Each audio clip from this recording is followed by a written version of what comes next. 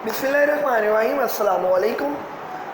Last time हमने discuss किया था centre of gravity of some symmetrical objects, यानी जिनकी एक ख़ास रेगुलर शेप होती है, उन ऑब्जेक्ट्स का सेंटर ऑफ ग्रेविटी जो है वो कैसे फाइंड आउट किया जाए। आज हम करेंगे centre of gravity of an irregular shape, यानी उस ऑब्जेक्ट का सेंटर ऑफ ग्रेविटी कैसे निकाला जाए जिसकी कोई ख़ास शेप ही नहीं होती। ठीक है, तो उसके लिए हमने थिन लैमिना की बात हो रही है यहाँ पर, जिसकी कोई ख़ास शेप नहीं है। तो जो ऐसे ऑब्जेक्ट्स के लिए जो हम मेथड यूज़ करते हैं वो होता है प्लम्ब लाइन के ज़रिए। अब प्लम्ब लाइन क्या होती है? एक आपके पास मेटल की बोब होती है, मेटल की बोब, ठीक है, और उसको हम अगर धागे से बांध लें तो उसको हम बोलते हैं ये क्या है, आपके पास प्लम्ब लाइन है। ठीक है, तो अक्सर आप लोग ये जो जब घर बन रहे होते हैं तो दीवार को देखने के लिए कि ये सीधी बन रही है या नहीं, तो जो मज़दूर वगैरह होते हैं उन्होंने भी प्लम्ब लाइन का इस्तेमाल करके दीवार जो है वो सीधी बनाते हैं। ठीक है, अब यहाँ पर मेरे पास एक कार्ड है, ये आप लोग देख रहे हैं, जिसकी कोई ख़ास शेप नहीं है, और इसका मैंने क्या निकालना है, सेंटर ऑफ ग्रेविटी।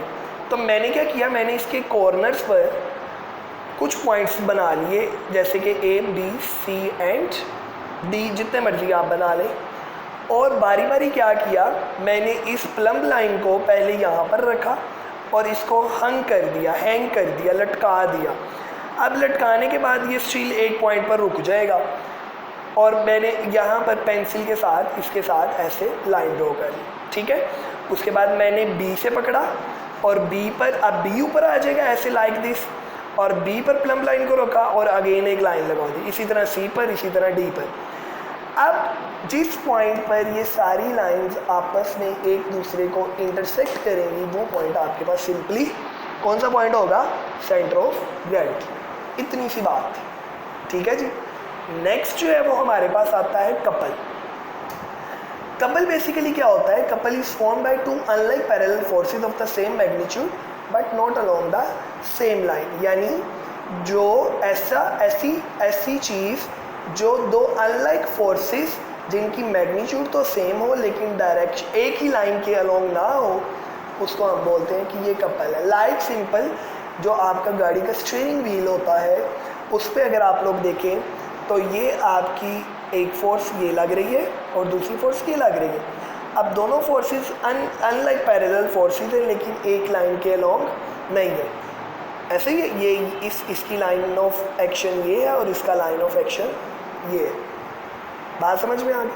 अब यहाँ पर ये जो डबल आर्म स्पैनर होता है, ये गाड़ी के नट वगैरह जो खोलते हैं हम उससे।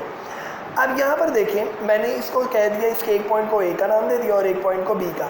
यहाँ पर हम ऐसे एंटी क्लॉकवाइज फोर्स लगाएंगे तो आपका जो भी नट है वो ओपन हो जाएगा। तो अब जो टोटल टॉर्क प्रोड्यूस हुआ वो कितना होगा, वो होगा, आप लोगों ने पढ़ा हुआ definition, force multiply by moment arm. तो अगर मैं एक साइड पे देखूँ तो यहाँ पर फोर्स लग रही है एफ और मोमेंट आर्म कितना है, सेंटर से लेकर यहाँ तक ओ ए। इसी तरह दूसरी साइड पर भी फोर्स लग रही है और मोमेंट आर्म कितना है, ओ बी। तो यहाँ पर एफ कॉमन आ जाएगा, बाकी बचेगा ओ ए प्लस ओ बी। अब ओ ए और ओ बी जमा करें तो कितना आएगा, A B, F multiply by A B. तो equation 4.8 gives the torque produced by the couple of forces F and F separated by distance A B. बात समझ में आ गई? तो न्यूमेरिकल्स के लिहाज से ये फॉर्मूला आप लोगों ने याद रखना है, वहाँ पर यूज़ होगा। कोई बात समझ में ना आए तो आप लोग पूछ सकते हैं। अपना ख्याल रखें। अल्लाह हाफ़िज़।